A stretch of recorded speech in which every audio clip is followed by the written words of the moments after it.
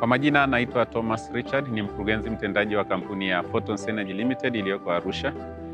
Photons Energy Ltd inajihusisha na kusupply na kufunga mifumo tofauti tofauti ya sola, na ndio kampuni iliyopewa kandarasi na shirika la umeme Zanzibar kufunga umeme wa sola kwenye kisiwa cha NJAU.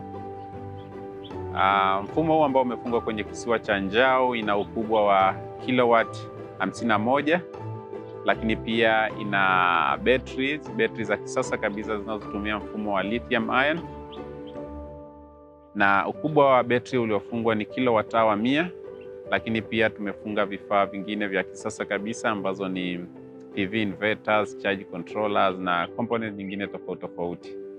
Kwa ujumla, huu mfumo wa sola uliofungwa kwenye kisiwa cha NJAU unaweza kuzalisha wastani wa unit 180 kwa siku, ambayo inatosheleza kabisa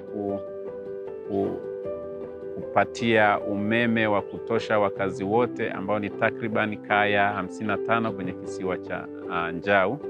Lakini pia imepigiwa kwamba mpaka miaka 10 itaweza kuzalisha umeme wa kutosha kabisa.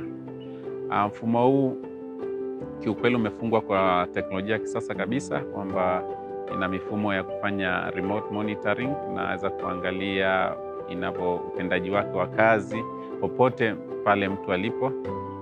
Lakini pia umefungwa kwa kuzingatia standard zote, kuhakikisha kwamba mfumo mzima unadumu kwa muda mrefu kabisa.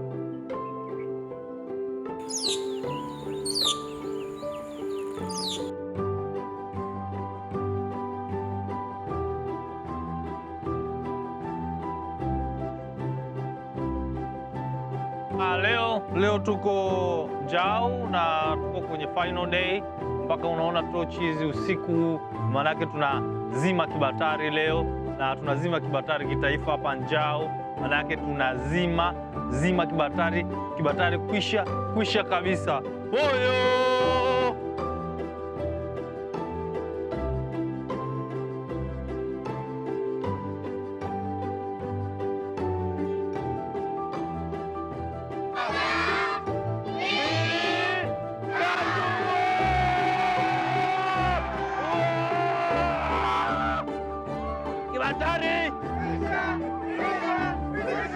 Kibatari!